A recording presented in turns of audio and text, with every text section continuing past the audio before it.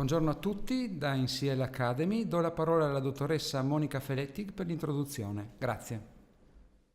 Grazie a tutti, benvenuti, buongiorno naturalmente, benvenuti a questo primo appuntamento con, come vedete, una nuova modalità interattiva per la formazione e quindi per l'erogazione di servizi di affiancamento online. Sono Monica Felettig, per chi mi conosce sono segretario del gruppo tecnico SUAP e da qualche mese coordino anche il progetto Centro di Competenza Regionale per la Semplificazione ed è proprio nell'ambito di questo progetto che ci muoviamo e vi raccontiamo e vi illustriamo e speriamo di aiutarvi nella compilazione di un questionario di monitoraggio che è rivolto a conoscere l'operatività un po' meglio, l'operatività degli sportelli unici del Friuli Venezia Giulia, tutti gli sportelli, sia quelli che conosciamo meglio e che aderiscono al SUAP in rete, sia anche quelli che conosciamo meno, che si appoggiano ad altre piattaforme. Perché abbiamo bisogno di conoscere la vostra operatività anche per poter progettare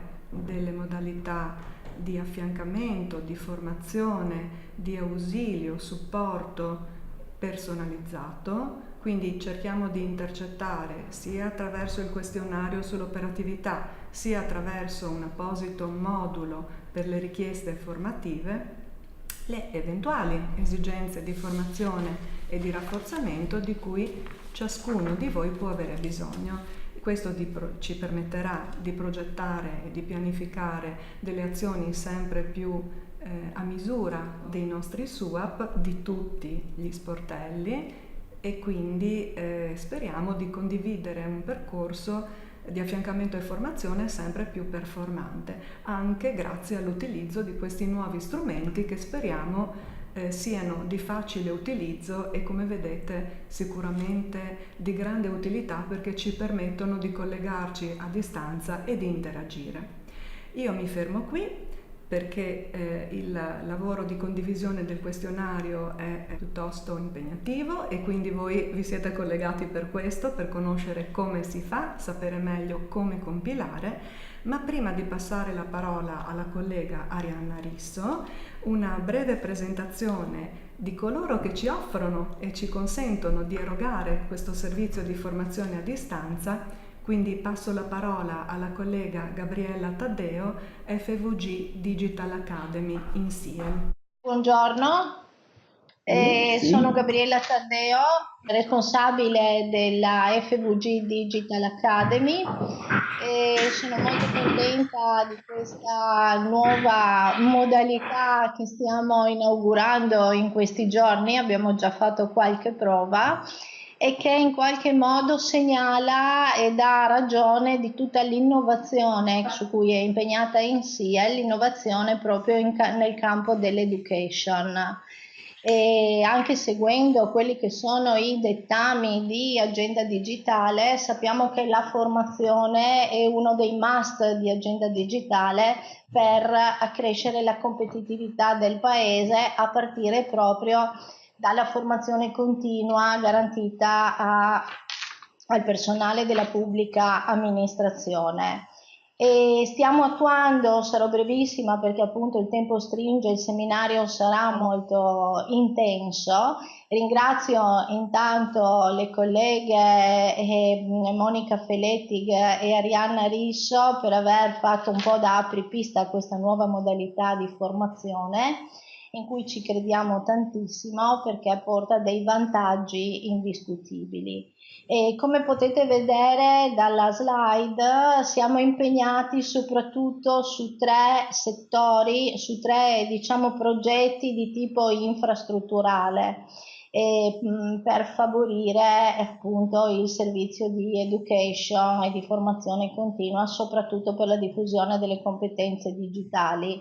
E abbiamo già attivato per la Regione la nuova piattaforma che è al servizio dei dipendenti della Regione Friuli Venezia Giulia, una nuova piattaforma online che ha sostituito la vecchia Plateau che più o meno quasi tutti i dipendenti regionali hanno utilizzato e che serve sia alla formazione d'aula, per cui gestisce tutta la formazione d'aula, ma anche la formazione a distanza, i cosiddetti corsi e-learning.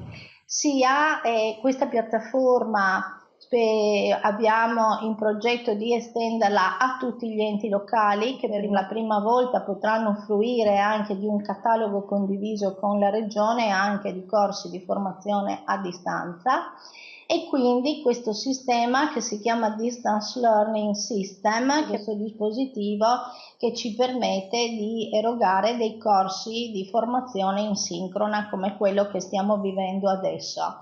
E la trasmissione avviene dal laboratorio multimediale in CIEL, dove sono in questo momento le colleghe Arianna e Monica, e c'è una sala regia di supporto e il laboratorio, oltre a supportare appunto questo tipo di formazione, è anche adibito alla produzione di moduli formativi online o di videopillole informative, per cui una grande innovazione proprio per la diffusione di competenze.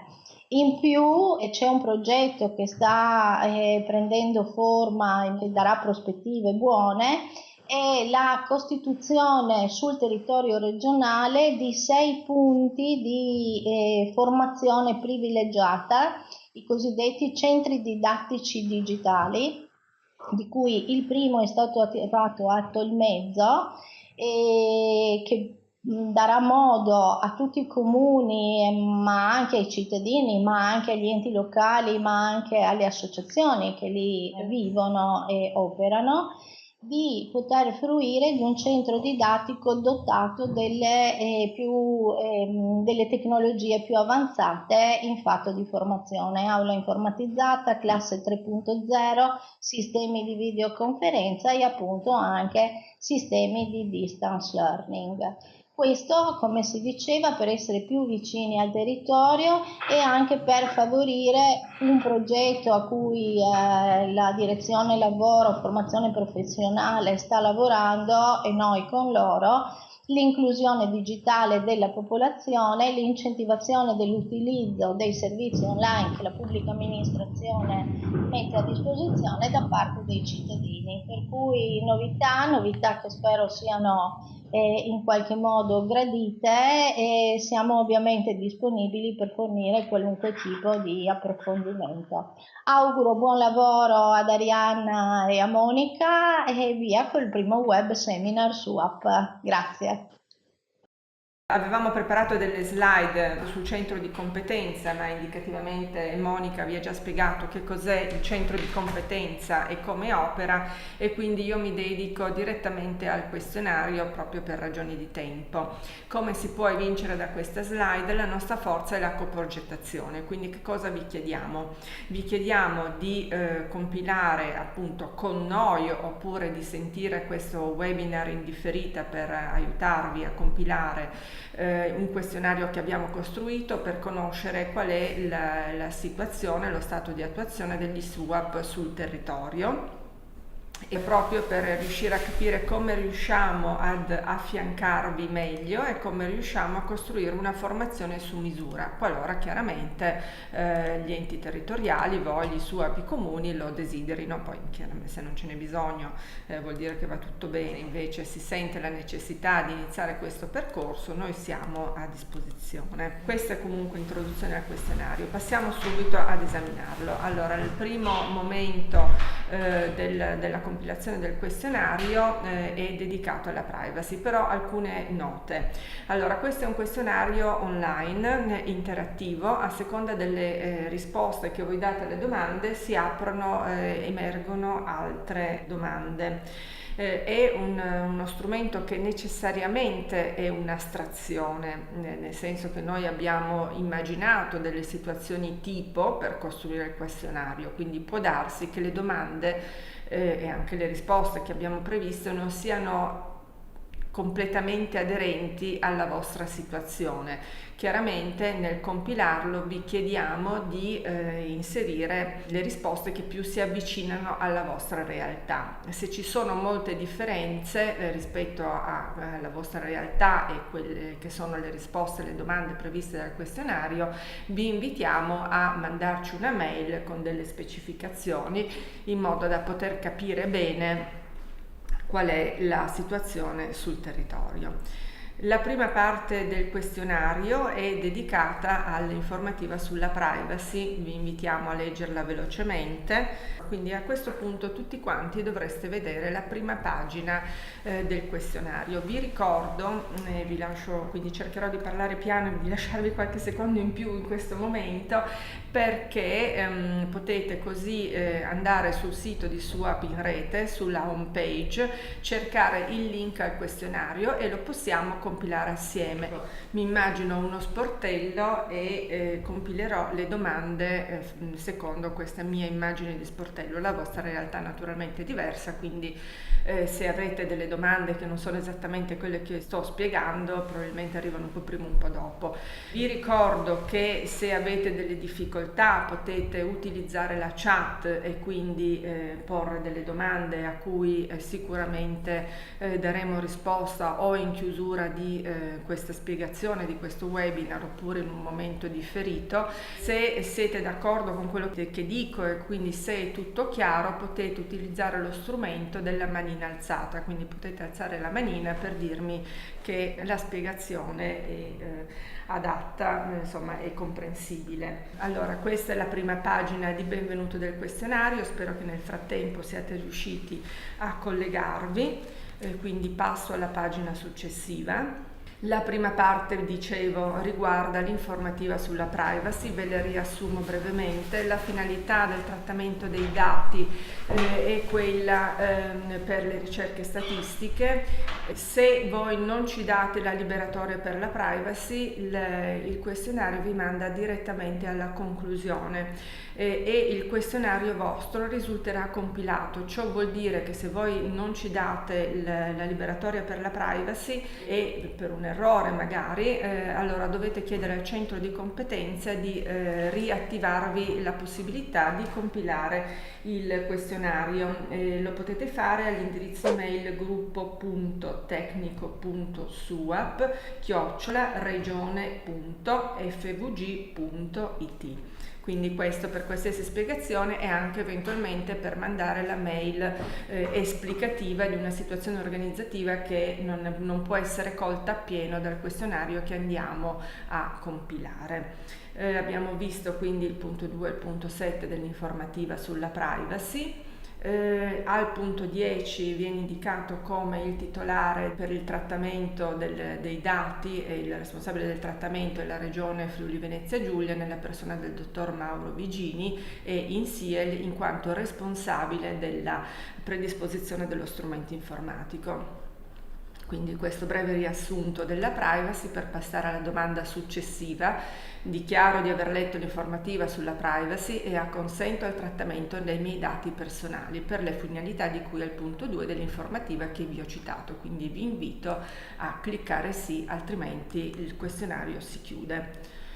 La prima parte, le informazioni generali. Qui viene chiesto qual è il nome del SUAP, se il SUAP ha un nome, oppure indicare il comune che ospita il SUAP. Io mi inventerò i dati chiaramente, alcuni dati li scriverò, per altre risposte digiterò delle lettere a caso, semplicemente per questioni di brevità. Chiaramente voi invece potete inserire la risposta corretta. In questo caso mi invento che il mio è il SUAP Udinese, che non esiste, me lo invento io, che ha sede a Udine,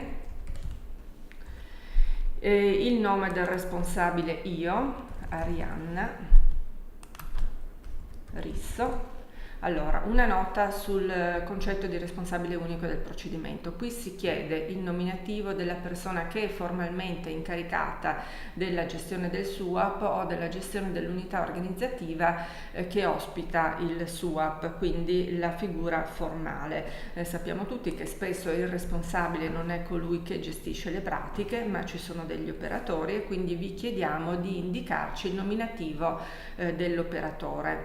Può darsi che ci siano più operatori che lavorano all'interno del back office SUAP e quindi vi chiederemo poi di inserire gli ulteriori nominativi all'interno di questo box. Quindi torniamo sopra, un nome a caso, un cognome ugualmente a caso, un numero di telefono molto a caso, naturalmente voi inserite il vostro numero di telefono, quello principale del SUAP. L'indirizzo PEC, allora l'indirizzo PEC deve essere simile a un indirizzo PEC vero, altrimenti questa domanda vi blocca, quindi proviamo a fare, nel mio caso me lo invento, allora regione FVG.PEC, così dovrebbe funzionare, voi inserite il vostro indirizzo PEC del SUA oppure dell'unità organizzativa che ospita il SUAP. Viene chiesto poi se si tratta di una gestione SUAP associata, io faccio l'ipotesi di sì, chiaramente voi metterete la risposta coerente alla vostra situazione sul territorio, se siete in gestione associata oppure singola. Viene chiesto se il comune del SUAP è membro della UTI, io faccio l'ipotesi che sia sì e quindi mi invento un nome, UTI Udinese. Ok, voi chiaramente inserirete il nome corretto della UTI se siete membri di una UTI. Il box a cui accennavo prima, allora qui potete inserire la numerosità oppure i nominativi, le forme organizzative degli ulteriori operatori di back office, ma anche e soprattutto informazioni sull'organizzazione amministrativa qualora non siano proprio aderenti alla situazione delineata già dalle informazioni generali. Per esempio, nel caso in cui ci siano comuni che recentemente si sono fusi tra di loro, oppure che l'anno scorso in chiusura d'anno sono usciti da una gestione associata, oppure sono entrati in una gestione associata, insomma se ci sono stati dei cambiamenti organizzativi significativi per quanto riguarda la vita del SUAP, vi invitiamo ad inserire le spiegazioni in questo box. A tal proposito segnalo che quando vi chiediamo dei dati, quindi dei numeri, ci riferiamo all'anno 2017. In questi casi, quindi qualora sia cambiata la modalità organizzativa, vi chiediamo chiaramente di segnalarlo in questo box, ma di inserire i dati riferiti ai primi 6 mesi del 2018, perché non sono più rilevanti i dati riferiti a una gestione organizzativa che non è più, che quindi è stata superata. Anche qui naturalmente non scrivo niente, vado avanti, adesso cercherò di parlare piano per lasciarvi scrivere in questo box. Passiamo quindi alla domanda 13, viene chiesto se il responsabile SUAP coincide o con il segretario generale o con il responsabile del commercio, con il responsabile dell'edilizia privata o produttiva o altro. Quindi un attimino in modo da lasciarvi finire la compilazione della domanda 12 eventualmente. A questa domanda invece chiaramente io faccio un'ipotesi e ritengo che il responsabile SUAP coincida con il responsabile del commercio. Vi segnalo 2 cose da un punto di vista operativo, che qualora riteniate che alcune risposte che avete dato non siano particolarmente corrette, potete utilizzare il pulsante precedente, quindi potete tornare indietro. Inoltre le domande che sono contrassegnate dall'asterisco sono domande obbligatorie e quindi occorre necessariamente compilarlo, quindi spero che voi nel frattempo abbiate compilato sia la domanda 12 che la domanda 13 e passo alla situazione. Ok, intanto vi dico se avete delle domande già da fare, da porre per questa prima tranche di presentazione, potete utilizzare la chat. Per coloro che hanno già superato la domanda 12, la domanda 13, vedranno che si può arrivare alla domanda 14. Qui iniziamo a parlare di organizzazione del SUAP, cioè ci riferiamo alla gestione o singola o associata dello sportello unico. Continuiamo con il questionario. Allora, la domanda 14 chiede: lo sportello svolge solo funzioni di SUAP? Sono risposte secche, o sì o no. Io faccio la scelta di dire che lo sportello svolge anche funzioni non altro da SUAP e quindi proseguo. Alla domanda 15, l'ufficio svolge anche l'istruttoria di endoprocedimenti di competenza comunale, quindi naturalmente io ho detto che il SUAP svolge anche attività che non sono soltanto di SUAP e quindi coerentemente dico che il SUAP svolge anche attività di commercio. Qualora il vostro SUAP svolga più funzioni di altri uffici interni, potete flegare la voce corrispondente, se non è in elenco, indicare in altro qual è. Io proseguo. La domanda 16. La documentazione ricevuta dallo sportello unico, come viene inviata agli altri uffici interni del comune coinvolti dal procedimento? Questa domanda è rivolta sia agli sportelli singoli che agli sportelli associati, perché comunque anche gli sportelli associati si rapportano con i loro uffici interni. Allora, in questo caso la comunicazione come viene inviata agli uffici interni ci può essere o un inoltro cartaceo oppure può essere inoltrata tramite posta elettronica dell'ente, tramite posta elettronica certificata, attraverso il back office del SUAP, attraverso il sistema elettronico di gestione documentale, attraverso cartelle condivise. Io scelgo che all'interno del mio SUAP in gestione associata comunico con gli uffici interni con la posta elettronica certificata. Voi fate la scelta più coerente alla vostra situazione organizzativa. Domanda 17. Il back office SUAP verifica della documentazione, controlli e inoltre agli altri comuni della gestione associata, quindi questa è indicativamente l'attività del back office SUAP.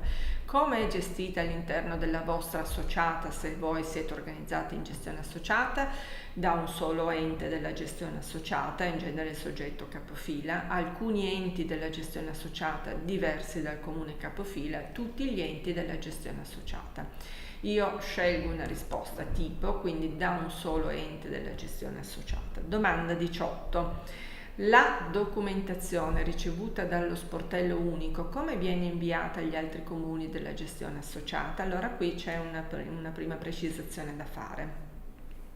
La prima risposta possibile è: non viene trasmessa documentazione, il SUAP è interamente gestito dall'ente capofila. Dalle informazioni che ci arrivano dal territorio abbiamo capito che ci sono delle situazioni ibride, cioè ci sono dei SUAP in gestione associata che hanno un soggetto, un SUAP capofila, che gestisce in toto alcune pratiche, alcune tipologie di pratiche per i comuni associati, per esempio quelle del commercio. Per tutte le altre pratiche invece viene inoltrato l'endoprocedimento ai comuni associati. Allora vi invitiamo a rispondere: non viene trasmessa documentazione, il SUAP è interamente gestito dall'ente capofila soltanto qualora l'ente capofila gestisca effettivamente tutte le pratiche per tutti i settori dei comuni associati, quindi commercio, edilizia, edilizia produttiva, insomma tutte le pratiche comunali. Viceversa, se non è così, segnalateci qual è la modalità con cui il comune capofila inoltra le pratiche ai comuni della gestione associata, quindi può esserci un inoltro cartaceo, un inoltro con la posta elettronica dell'ente, la posta elettronica certificata attraverso il back office del SUAP, attraverso il sistema elettronico di gestione documentale, attraverso le cartelle condivise. Io scelgo che il mio SUAP in gestione associata manda le pratiche agli altri comuni della gestione associata tramite posta elettronica certificata. Voi fate la scelta più coerente alla vostra situazione. Domanda 19. In caso di gestione del SUAP in forma associata tra più comuni, indicare gli estremi dell'accordo. Anche qui dal territorio ci arrivano informazioni del fatto che alcune gestioni associate di SUAP non corrispondono alla recente riorganizzazione prevista per le UTI e quindi che gli sportelli unici SUAP fossero gestiti dal comune principale delle UTI, quindi il comune capofila delle UTI, ma sono ancora gestiti in base ad accordi precedenti. Qualora la vostra gestione associata sia organizzata in questo modo, indicateci gentilmente gli estremi dell'accordo a cui fa riferimento la gestione associata e l'anno in cui è stata stipulata. Successivamente vi chiediamo se ci sono degli accordi operativi con gli altri uffici del comune. Per accordi operativi, per esempio, noi ipotizziamo degli accordi magari tra comuni per i controlli sul territorio, per i controlli delle pratiche, piuttosto che altre tipologie di controllo. Oppure un accordo può essere quello a cui accennavo prima, e cioè che per esempio all'interno di una gestione associata le pratiche del commercio vengono gestite interamente dal comune capofila, mentre le altre pratiche vengono gestite dai comuni associati. Quindi in base alla situazione potete darci una risposta in tal senso. Quindi ci sono degli accordi operativi con gli altri uffici del comune, noi diciamo sì.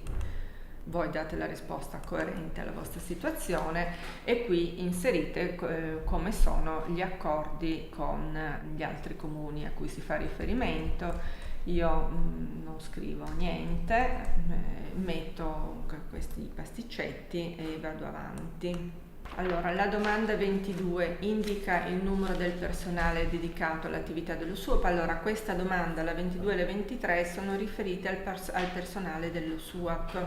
Qui vi si chiede la numerosità, quindi quante persone a tempo pieno. Io faccio l'ipotesi di avere un soggetto a tempo pieno e faccio l'ipotesi di avere un soggetto a tempo parziale che lavora nel back office SUAP. Spero che abbiate completato la domanda 21 e sto andando piano sulla domanda 22 per darvi un attimo di tempo. Vado quindi alla domanda 23.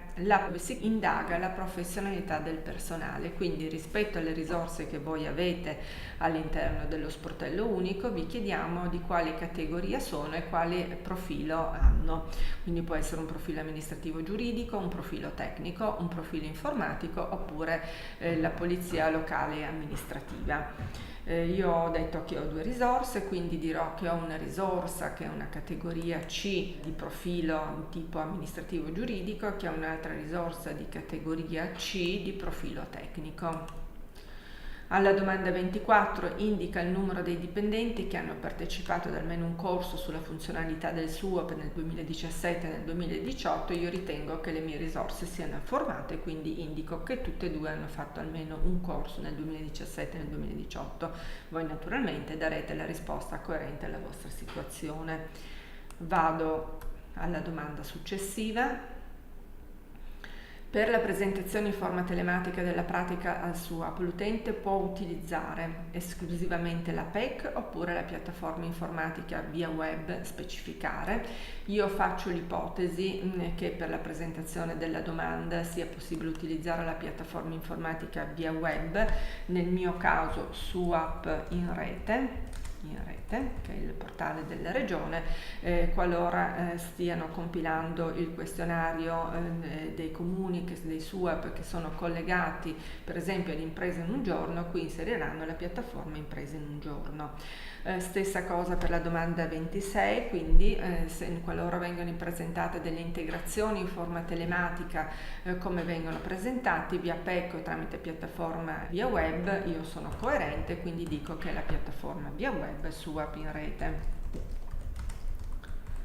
Proseguiamo. Quali attività SUAP possono essere attivate tramite la piattaforma informatica via web? Ecco, da qui in avanti vedrete degli elenchi di attività. Per ragioni di coerenza lungo tutta la trattazione del questionario, ma anche per le richieste informative che poi vi andrò ad illustrare successivamente, abbiamo fatto riferimento alle categorizzazioni di attività che sono presenti su SUAP in rete. Quindi se voi andate sulla home page, la pagina principale di SUAP in rete, in basso troverete l'elenco, la categorizzazione di queste attività.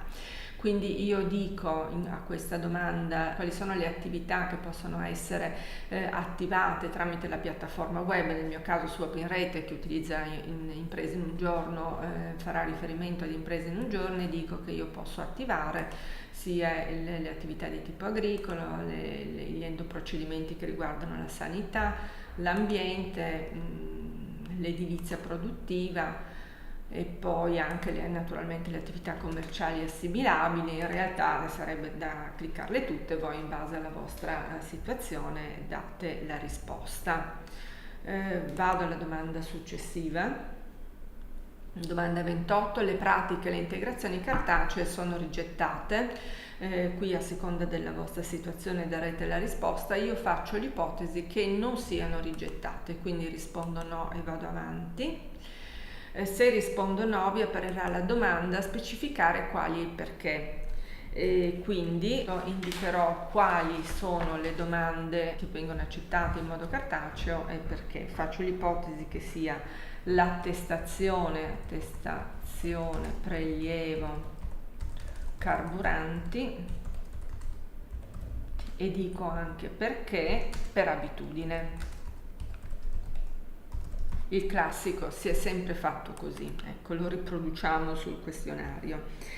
Oppure per esempio possono essere anche le pratiche che riguardano le manifestazioni temporanee,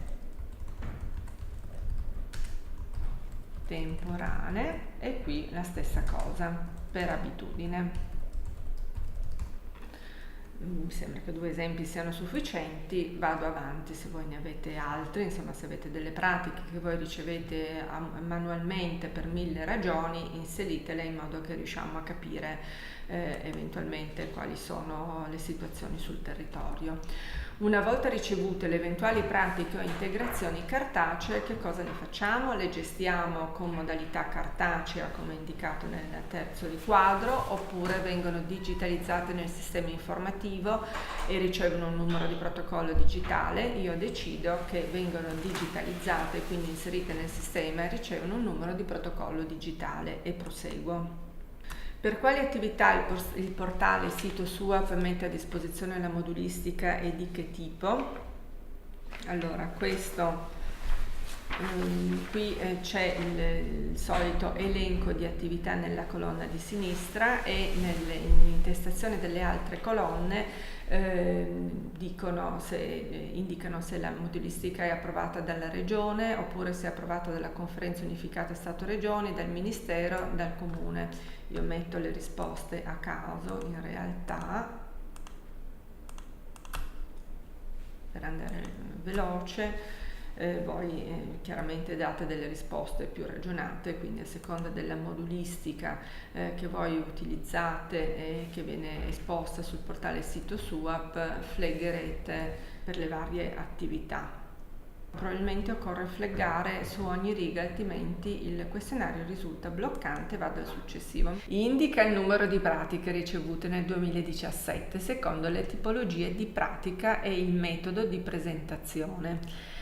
Qui vi chiediamo, in riferimento al procedimento automatizzato, cioè quello composto da SCIA e comunicazioni, quindi tutti gli endoprocedimenti sono SCIA o comunicazioni, vi chiediamo come sono state presentate, quindi tramite piattaforma web, tramite PEC o presentate in un altro modo. Ok, qui possiamo inserire la numerosità. Noi qui decidiamo che abbiamo 360 domande modalità presentate via web del procedimento automatizzato, abbiamo 10 PEC e abbiamo 0 presentato in un altro modo. Rispetto invece al procedimento ordinario vi chiediamo nuovamente se le domande sono state presentate tramite piattaforma web, tramite PEC o in altro modo, quindi noi ipotizziamo di avere 40 domande presentate tramite la piattaforma web, le solite 10 PEC e 0 in un altro modo. Voi date le risposte coerentemente a quella che è la vostra situazione. Una specificazione rispetto al procedimento automatizzato: dicevamo prima che è quello che si compone interamente di SCIA o di comunicazioni, mentre il procedimento ordinario è quello che prevede l'autorizzazione espressa finale, quindi queste sono le due, la distinzione fondamentale. Viene anche poi posta la stessa domanda anche per le pratiche che riguardano la variazione dello strumento urbanistico, quindi ai sensi dell'articolo 8 del DPR 160/2010, oppure in riferimento all'articolo 12 della legge regionale 3 del 2001, che prevede che in circostanze favorevoli possa essere indetta una conferenza di servizi il cui esito può costituire proposta di variante urbanistica. Quindi anche qui vi chiediamo i numeri di questi procedimenti. Io faccio l'ipotesi che sia 0. Nel mio caso non ho avuto nessuna pratica di questo tipo e quindi proseguo.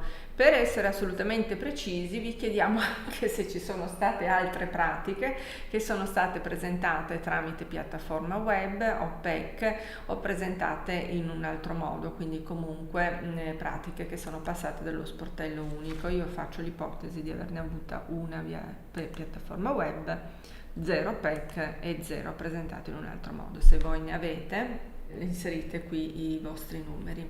Se avete indicato altre pratiche, specificare, quindi non lo so, ecco, una pratica per la realizzazione di un asilo. Perché vi abbiamo posto questa domanda? In realtà perché ci sono delle situazioni in cui lo strumento del SUAP in rete, quindi il front-end del SUAP, è utilizzato dai professionisti che quindi si chiedono per quale ragione possono presentare domande che riguardano le attività produttive e altre domande che non sono legate alle attività produttive ma che possono benissimo passare attraverso il front-end, invece non possono essere presentate in forma elettronica. Da qui come dire, c'è anche la richiesta di presentare domande che non riguardano le attività produttive attraverso il front-end che riguarda le attività produttive, quindi questa è la ragione di quella domanda. Domanda 37: sei in grado di indicare il tempo medio per la verifica formale di una pratica ai sensi dell'articolo 5? Si intende per verifica formale la valutazione di adeguatezza dei moduli e degli allegati sia nell'ambito del procedimento automatizzato che nell'ambito del procedimento ordinario. Infatti la domanda 37 vi chiede il tempo medio per la verifica formale di una pratica per il procedimento automatizzato. Io dico che sono in grado di indicarlo e che sono 2 giorni, voi naturalmente riporterete i numeri, insomma il tempo in base alla vostra esperienza. Successivamente la domanda 38 mi chiede se sono in grado di indicare il tempo medio per la verifica formale di una pratica di procedimento ordinario. Io nuovamente gli dico sì, e che sono sempre 2 giorni. Naturalmente voi riportate la vostra esperienza. Qualora ci siano dei tempi superiori ai 5 giorni per la verifica formale, ci può indicare le maggiori difficoltà incontrate. Io avevo indicato 2 giorni, non risponderò a questa domanda. Qualora per voi i tempi siano più lunghi, gentilmente diteci perché così anche noi riusciamo ad avere un'idea delle problematiche. Qui in alto a sinistra vedete che ci sono dei titoletti. Allora questo questionario è suddiviso in 15 sezioni più o meno, siamo arrivati alla quarta, quella della funzionalità. Indicare la percentuale di pratiche nelle varie tipologie rispetto al totale delle pratiche. Allora qui vengono chieste il numero delle pratiche relative agli interventi edilizi e in questo gruppo vengono inserite anche le pratiche AUA e le pratiche dei vigili del fuoco e poi quante pratiche relative all'esercizio dell'attività, quante pratiche miste. Allora, sappiamo che noi abbiamo, soprattutto per gli sportelli SUAP aderenti a SUAP in rete, abbiamo questo dato nei nostri archivi, ma per ragioni X non è possibile per noi recuperarlo, quindi vi chiediamo di fare uno sforzo e di darci questi numeri. Chiaramente non pretendiamo dei numeri assolutamente precisi, se ce li avete meglio, ma almeno una stima, cioè quante pratiche relative agli interventi edilizi in un anno, che ne so, possono essere 50 e quante che riguardano l'esercizio delle attività possono essere 40 e quante le pratiche miste 10. Allora, perché a volte questo strumento fa dei calcoli, quindi volevo capire se questa domanda no, non ne trovo, va bene. Io comunque ho fatto il conto. Allora, indica la percentuale, di indicare il numero intero senza il simbolo della percentuale, e l'ho fatto. Da quello che mi ricordo qui bisogna arrivare a quota 100. Eventualmente se voi inserite dei numeri diversi, perché si fa riferimento, perché a quota 100? Perché stiamo facendo riferimento alla percentuale, quindi non a dei numeri secchi, ma percentualmente quanto di un tipo e quanto di un altro. Vengono applicati i diritti di istruttore e segreteria a carico dell'utente. Io dico di sì. Nel mio caso vengono applicati dei diritti di istruttore di segreteria, quindi vedo la domanda successiva, voi risponderete in base alla vostra esperienza. Mi chiede quali attività sono applicate questi diritti di segreteria, e io rispondo che sono applicati per le attività commerciali, per le attività di spettacolo e trattenimento, per l'ambiente e l'edilizia produttiva. Quindi proseguo, voi rispondete in base alla vostra situazione. Sicuramente se avete risposto no, quest'ultima domanda, la 43, non vi appare. Invece che io ho detto che ci sono i diritti di segreteria, quindi il questionario chiede ulteriori specificazioni. Come è possibile effettuare il pagamento dei diritti di istruttore e segreteria a carico dell'utente? Noi abbiamo ipotizzato due modalità, cioè in comune tramite lo sportello comunale oppure tramite la piattaforma elettronica del SUAP, qualora questa piattaforma elettronica sia adattata a ricevere pagamenti. Io dico che nella mia gestione associata i pagamenti vengono fatti con lo sportello comunale. Andiamo alla domanda successiva. Ecco, successivamente ci sarà anche una domanda che riguarda i diritti di segreteria propri dei procedimenti, dei diritti propri dei procedimenti SUAP. Questa domanda viene fatta in questo contesto, quindi per i diritti di segreteria in generale e anche per i diritti segreteria SUAP. Chiaramente vi stiamo chiedendo un'opinione, quindi potete anche dirci che non lo sapete, ma vi stiamo chiedendo quali sono le modalità di pagamento che prediligono gli utenti, e questo, come dire, a futura memoria, per capire se effettivamente è opportuno orientarsi rispetto ad una metodologia rispetto ad un altro, qualora si prevedessero dei pagamenti attraverso il portale, insomma si prevedesse l'attività del pagamento che prima o poi bisognerà fare. Quindi io in questo caso decido che, parlando con i miei interlocutori, il metodo preferito è quello del bonifico bancario, e quindi do questo tipo di risposta. Voi date la risposta in base alla vostra sensibilità, alla vostra conoscenza dell'utenza. Ecco qui, come vi dicevo prima, c'è la domanda: sono presenti diritti SUAP? Io faccio l'ipotesi di sì, di avere dei diritti SUAP. E vi chiedo allora per quali pratiche, per quali aree, cioè ci sono i diritti SUAP per esempio per il procedimento automatizzato dell'edilizia, quello del commercio e altre aree, oppure e anche i diritti per il procedimento ordinario sempre dell'edilizia, commercio e altre aree, e altre pratiche non lo so, non lo dico. Vado avanti, eventualmente se voi lo avete potete indicarlo. Come è possibile effettuare il pagamento? Nuovamente la distinzione tra sportello comunale e piattaforma elettronica del SUAP. Io non sono ancora attrezzata come gestione associata, quindi dico che si paga attraverso lo sportello comunale. Vado alla domanda successiva. Quali modalità di pagamento prediligono gli utenti? Questo è quello che vi dicevo prima. Allora io posso essere informata sulle modalità predilette dei miei utenti per i pagamenti oppure no. Se lo siete potete dare una di queste risposte in base alla vostra esperienza, se no dite semplicemente non lo so. Domanda successiva. La 49, per le pratiche ricevute via PEC disponi di un sistema di integrazione con il protocollo informatico? Sì, no, non si ricevono pratiche via PEC.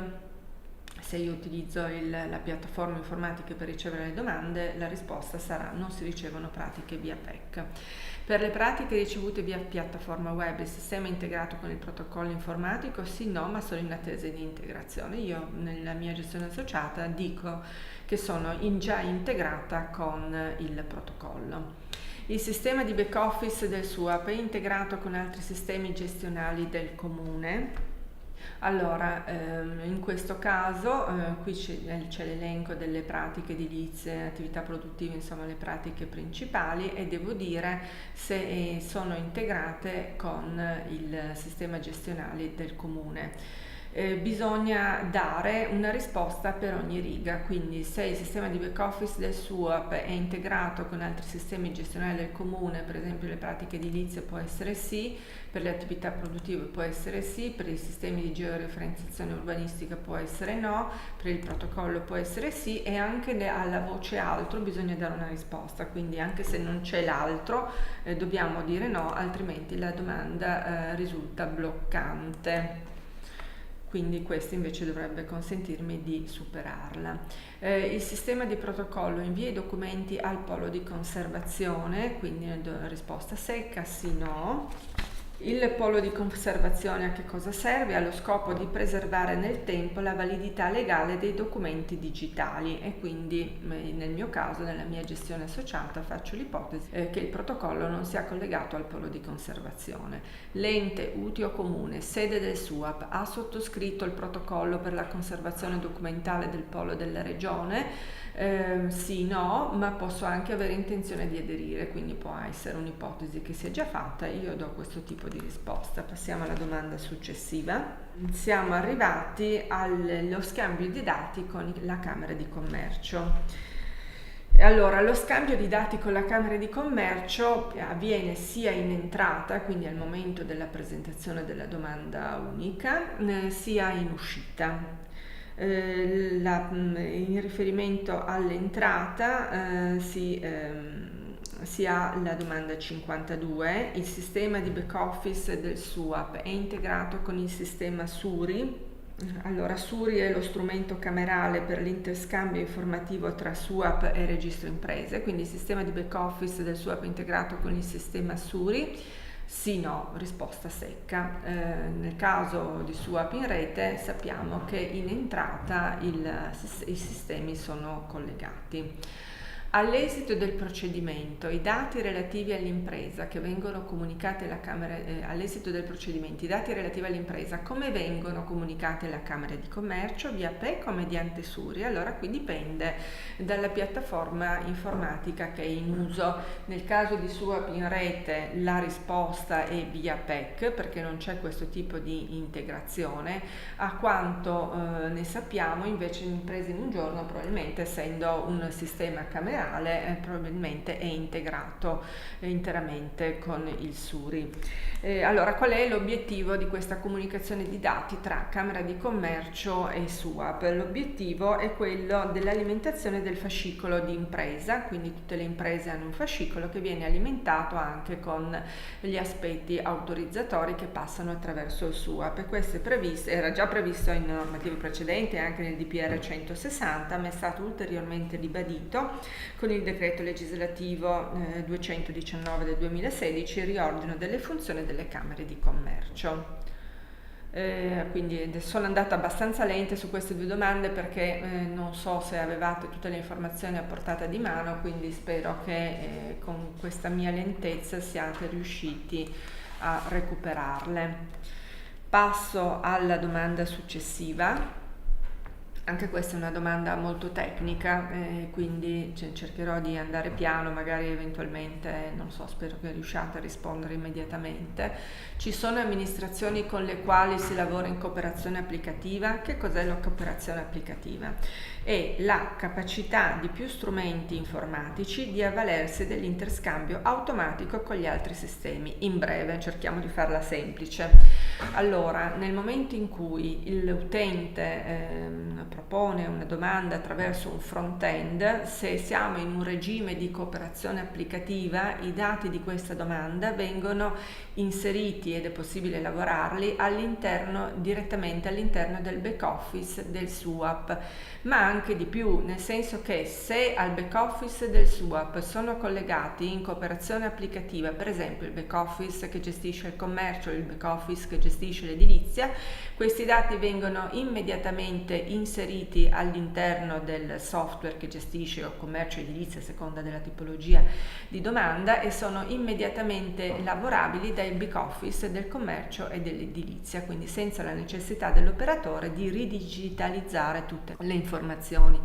Capite che questa modalità è una modalità rivoluzionaria di gestire il proprio lavoro, il lavoro dei SUAP ma anche dei back office interni, ed è la modalità che comporta a tendere una reingegnerizzazione dei processi, perché naturalmente cambia il modo di collaborare con l'utenza.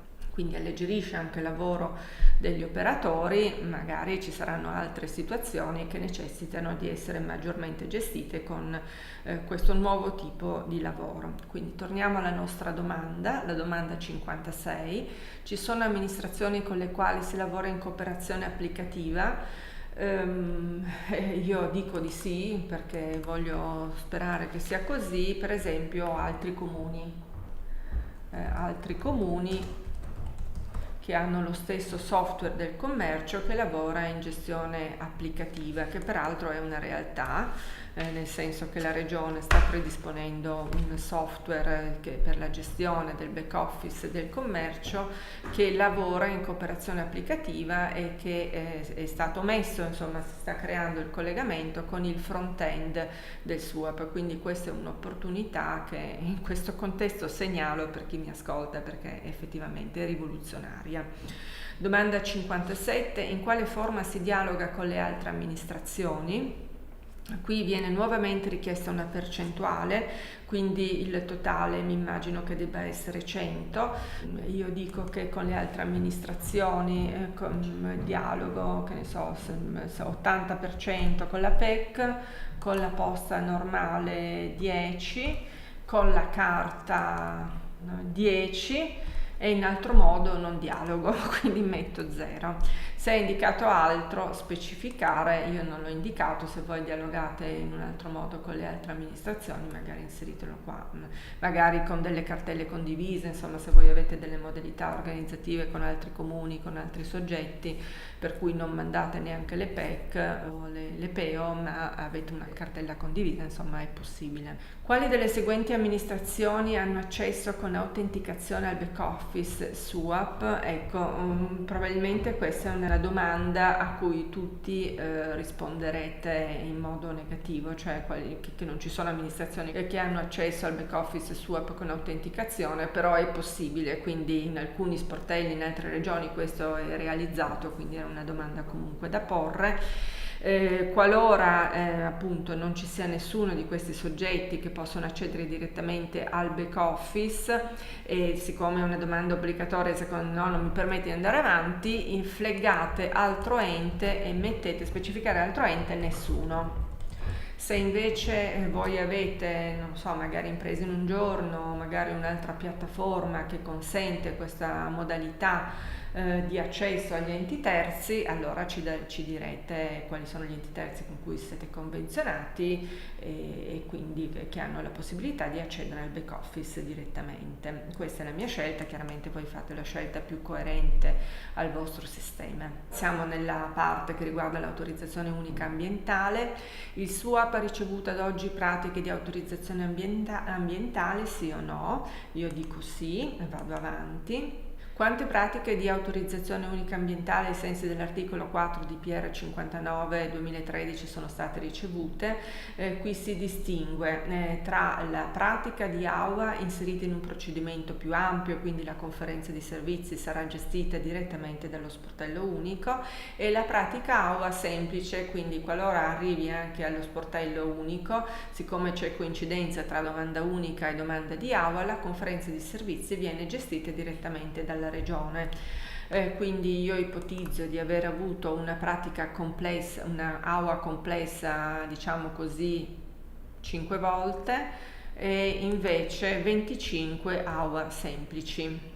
Quale modulistica viene utilizzata? Quindi vi chiediamo se viene utilizzata la modulistica regionale o altra modulistica. Io scelgo di indicare la regionale, voi chiaramente mettete la risposta coerente alla vostra situazione. Quale criticità ha riscontrato? Io sono molto soddisfatta e non ne ho riscontrata nessuno e quindi vado avanti. Se voi invece rispetto alle AUA, come è possibile che sia, avete riscontrato delle criticità, gentilmente segnalatecelo, questo box è a testo libero.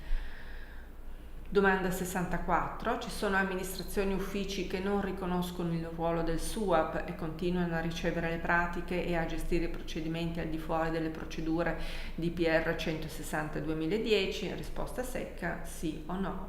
Io faccio l'ipotesi che sia così e vado avanti. Allora, quali sono i soggetti che non riconoscono il ruolo del SUAP? Ipotizzo che siano chiaramente non i soggetti con cui una convenzione, quindi non sarà l'azienda sanitaria, mi immagino, neanche i vigili del fuoco, neanche la Camera di Commercio, ma per esempio la soprintendenza, neanche l'Agenzia delle Dogane, perché almeno come su Open Rete c'è una convenzione, non so se gli altri ce le hanno, magari la Capitaneria di Porto, la Prefettura e basta. Io faccio questa ipotesi, voi indicate quali sono eventualmente i soggetti che non considerano l'attività dello sportello unico.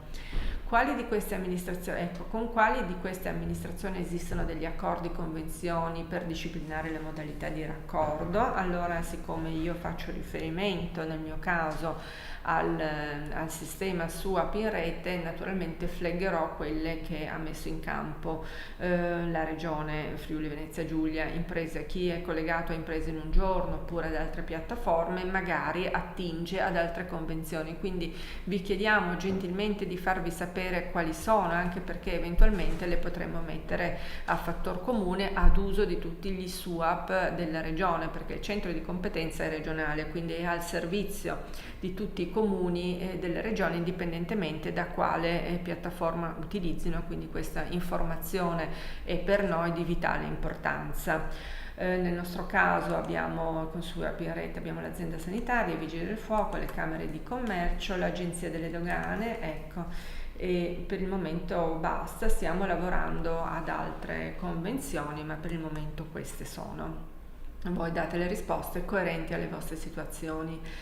Le amministrazioni terze, quindi quelle convenzionate, mettono a disposizione, o anche non convenzionate, perché magari non ci sono convenzioni ma la modulistica l'hanno messa a disposizione lo stesso, quindi mettono a disposizione dei SUAP la modulistica da utilizzare. Sicuramente per noi l'azienda sanitaria l'ha messa a disposizione, i vigili del fuoco, la Camera di Commercio, nuovamente l'Agenzia delle Dogane, magari anche altri comuni, insomma anche la regione.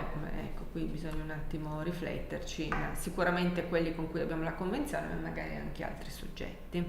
Passiamo alla domanda successiva. Gli enti coinvolti nel procedimento generalmente forniscono i propri pareri entro i termini di legge? Ecco, questa è una bella domanda. Volevo un attimo vedere se c'erano dei blocchi. Inserisci solo una scelta per riga. In base alla vostra esperienza abbiamo ipotizzato che comunque anche gli altri comuni devono fornire i pareri entro una certa data nella materia edilizia oppure nell'avvio e nella gestione delle attività, quindi vi chiediamo se li forniscono entro i termini, oltre i termini, spesso oltre i termini, qui c'è un errore di digitazione, quasi sempre oltre i termini l'ente non è coinvolto al procedimento, cioè questa voce si utilizza nel caso in cui alcuni di questi soggetti non siano mai coinvolti all'interno del procedimento unico. Quindi diamo delle risposte. Io dico che i comuni sono bravissimi, forniscono sempre entro i termini, la regione raramente, quindi abbastanza brava, raramente oltre i termini, l'ARPA anche, l'azienda sanitaria anche, altri enti regionali non ne conosco, quindi metto che non sono coinvolti nel procedimento unico, i vigili del fuoco diciamo che sono abbastanza bravi, le camere di commercio anche abbastanza bravi, la soprintendenza magari spesso oltre i termini non è sempre così brava, le dogane mediamente, facciamo gli ispettorati, non sono coinvolti, non lo so, altre amministrazioni di nuovo non lo so, altri soggetti non lo so, quindi vado avanti. Ci sono degli endoprocedimenti per i quali si desidera segnalare criticità, quindi magari qui inseriteci gli endoprocedimenti che a voi per una qualche ragione qualsiasi creano più difficoltà. Io vado avanti per non tediarvi.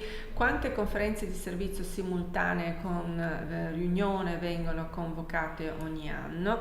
Quindi queste sono le conferenze di servizio sincrone, sono quelle che vengono convocate nel caso in cui ci siano delle risposte negative o ci siano delle situazioni particolarmente complesse, per cui entro il termine del procedimento devono essere convocate in presenza. Faccio l'ipotesi che siano 10 l'anno. Invece, quante conferenze di servizio semplificate, cioè senza riunione, vengono convocate ogni anno? Queste sono le conferenze di servizi dove ogni ente propone il proprio parere entro i termini, quindi non è necessario l'incontro di persone. Io faccio l'ipotesi invece di averne 80. Quali sono le criticità rilevanti e o frequenti nella gestione della conferenza di servizi? Non lo so, possono essere diverse, i soggetti coinvolti non rispondono, corrispondono, piuttosto che sforamento dei tempi, piuttosto che quali sono le difficoltà che voi incontrate nella gestione delle conferenze di servizi. Ci sono dei procedimenti relativi ad attività imprenditoriali che non sono attivati tramite il SUAP. Allora qui c'è una doppia questione. Allora, ci possono essere dei procedimenti che riguardano attività imprenditoriali che non passano per il SUAP per 1000 ragioni, oppure ci possono essere dei procedimenti, come dicevo prima, che non sono imprenditoriali ma che per 1000 ragioni è opportuno, semplicemente invalso l'uso, di farle passare attraverso la piattaforma dello sportello unico. Quindi anche qui, per avere un po' il quadro della situazione, vi poniamo la domanda. Quindi in questo caso ci sono procedimenti relativi ad attività imprenditoriali che non sono attivati tramite il SUAP? Io dico per esempio sì. Vado avanti, mi chiederà quali. Ecco, adesso quale potrebbe essere che non sono attivati? Le manifestazioni parrocchiali. E perché? Per trasparenza. Quindi queste sono le produttive non attivate. Ok, andiamo avanti. Ci sono dei procedimenti attivati tramite SUAP relative ad attività di produzione o scambio di beni e servizi non svolte a scopo imprenditoriale, pertanto non riconducibili a categoria di impresa, e quindi il bed and breakfast, per esempio, la somministrazione temporanea di alimenti e bevande, la gara di veicoli su strade comunali, che quella probabilmente meno, le manifestazioni locali. Quindi anche qui, se voi ne avete altre che sono attivate tramite il SUAP ma che se non sono previste, indicatecelo. Quale applicativo è utilizzato nel comune sede di SUAP per gestire il commercio? Ecco, noi qui abbiamo messo un elenco dei principali, quelli che noi conoscevamo come essere principalmente diffusi in Friuli Venezia Giulia. Ce ne possono ovviamente anche essere altri, e quindi vi invitiamo ad inserire qua sotto il nominativo del software, evidentemente, che gestisce il commercio. Quindi l'applicativo nel comune sede di SUAP, io dico che nel mio comune sede di SUAP viene utilizzato APIweb. Questa è la domanda, insomma, un po' più complessa, quindi vi chiediamo, nel caso della gestione associata, qual è la frequenza di utilizzo dei software del commercio per le gestioni associate. Quindi nel caso di 10 comuni, per dire, io dirò che l'80% utilizza APIweb e che il 5% utilizza Init e che la restante parte utilizza Maggioli, per esempio. Il totale dovrebbe dare 100, di nuovo perché stiamo parlando di percentuali. Stessa cosa per quanto riguarda l'edilizia, quindi la prima domanda, la 79, chiede qual è il software che tu utilizzi per gestire l'edilizia, in questo caso io dico Maggioli per esempio, e poi nuovamente indicare per i comuni della gestione associata percentualmente qual è l'utilizzo di questi software. Naturalmente vedete che sono pochi, magari ce ne sono degli altri, ma c'è l'opzione altro, quindi noi diciamo che l'80% utilizza Init dei comuni della mia gestione associata, mentre il 10% utilizza Maggioli, mentre altro nessuno. No, però ne manca un pezzo, allora scusate, 80 più 20 fa 100, quindi possiamo andare avanti. Disponi di un sistema di videoconferenza?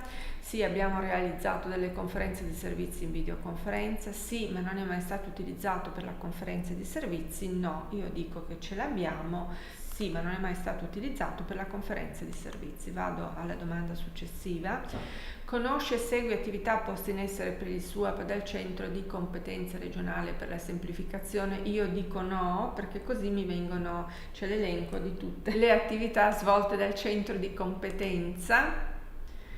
Quindi il centro di competenza regionale offre numerosi servizi, per esempio la modulistica unificata regionale, la newsletter, lo sapevi che, attività formative per operatori comunali, eccetera, eccetera, eccetera.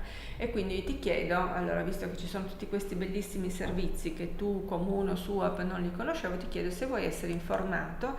Qualora la risposta sia sì, in questa sede, in questo box, si inserisce la mail, voi puoi mandare lo sapevi che piuttosto che la newsletter, e naturalmente vi invitiamo a guardare il sito di SUAP in rete. Qualora invece a questa domanda la risposta sia sì, quindi se li conosci, i servizi che eroga il centro di competenze, vi chiediamo una valutazione. Quindi quanto hai apprezzato i servizi offerti dal centro di competenza, dando un punteggio da 1 a 4, intendendo per 1 il valore più basso. Io naturalmente sono di parte e quindi metto tutti 4. Voi potete dare delle risposte che siano naturalmente più coerenti con il vostro pensiero. Domanda finale quasi, allora vi chiediamo anche, allora lo sappiamo già che questo questionario è molto lungo, quindi nel momento in cui ci dite come fare per migliorare insomma, no, in realtà qui siamo ancora indietro. Per migliorare la funzionalità del sistema regionale dei SUAP, su cosa dovrebbe maggiormente puntare il centro di competenza? Quindi voi potete suggerire delle attività che il centro di competenza potrebbe portare avanti per essere più performante rispetto alle vostre esigenze. Io qui non mi dilungo, lascio la vostra creatività. Volete darci dei suggerimenti per migliorare il questionario? Ripeto, lo sappiamo già che questo questionario è molto lungo, quindi questo suggerimento lo conosciamo già. Diciamo che è un questionario molto lungo perché abbiamo proprio bisogno di conoscere abbastanza nel dettaglio qual è la situazione degli sportelli unici su tutte le regioni, perché chiaramente la regione conosce meglio la situazione dei comuni che aderiscono a SUAP in rete, meno bene la situazione degli altri comuni, quindi abbiamo bisogno di avere un panorama generale, proprio per, come si diceva prima, per riuscire a coprogettare assieme dei servizi. Quindi eventualmente rispetto a questo questionario, insomma, potete darci dei suggerimenti se non abbiamo indagato qualcosa che voi ritenete importante, oppure se ci siamo dilungati troppo su delle questioni che per voi sono meno rilevanti. Segnalo in questa sede 2 cose: che il questionario verrà ripetuto annualmente, mi immagino, ogni tot, insomma, secondo un tempo accettabile. Naturalmente le prossime versioni saranno meno dettagliate, quindi come dicevo prima, in questa sede era necessario avere una visione globale, probabilmente le prossime survey saranno un pochettino più leggere. I risultati invece di questo questionario così articolato verranno presentati in autunno, quindi naturalmente in un'occasione pubblica, quindi ancora da programmare nella data precisa, ma verrete informati e naturalmente invitati a questo evento. Vado avanti.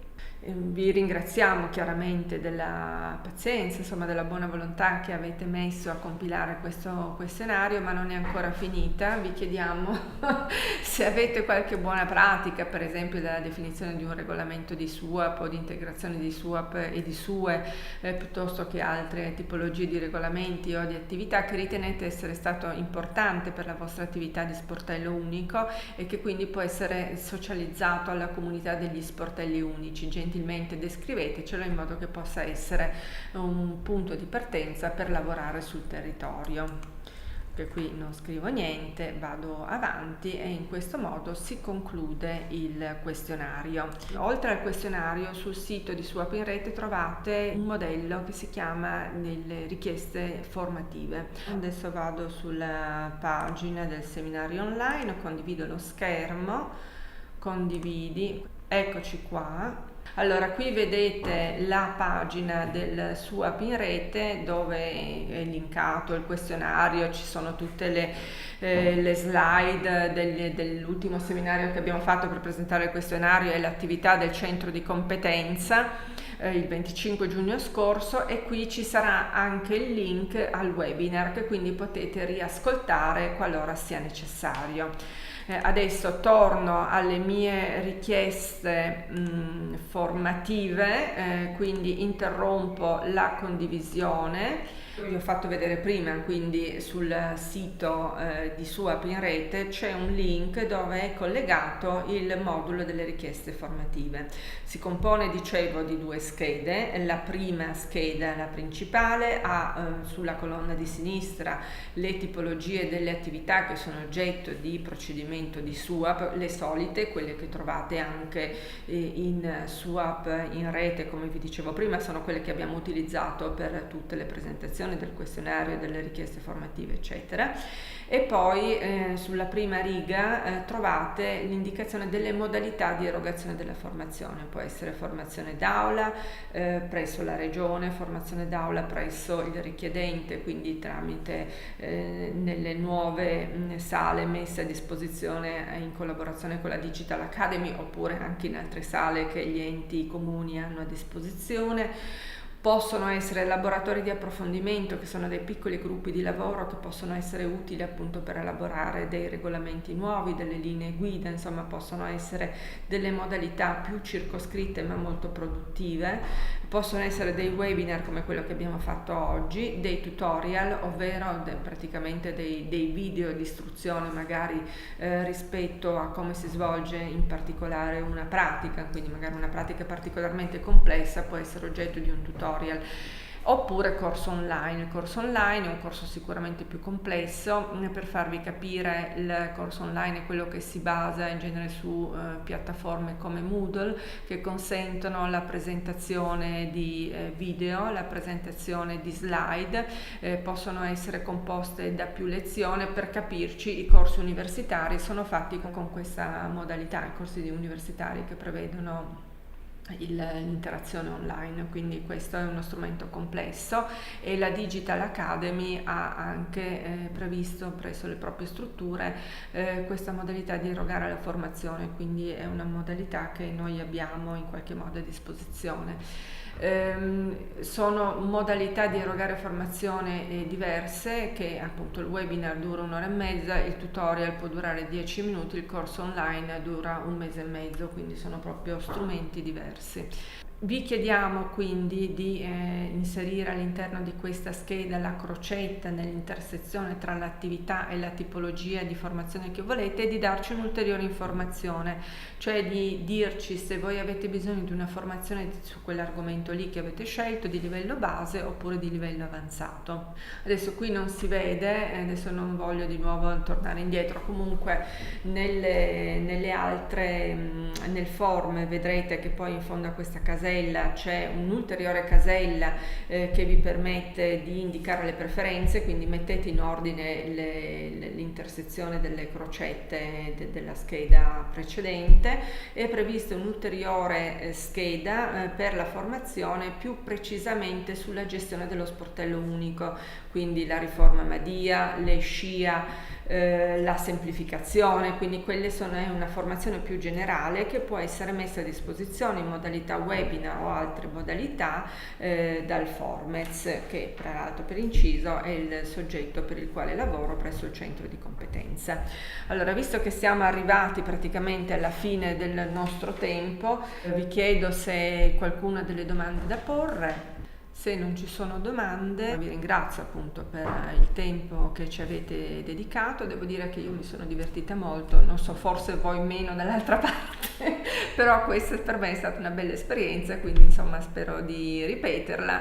Se voi avete anche dei suggerimenti da dare, insomma, per magari rendere più leggera una presentazione di questo genere, insomma, se avete dei suggerimenti, insomma, siamo qui, li accogliamo volentieri. Vi ringrazio molto, buona giornata. Grazie a tutti per la partecipazione, grazie ad Arianna Risso per la sua splendida informativa e anche naturalmente a FVG Digital Academy che ci ha supportato in questa bellissima iniziativa sperimentale. Speriamo vi sia piaciuta. A presto e grazie a tutti.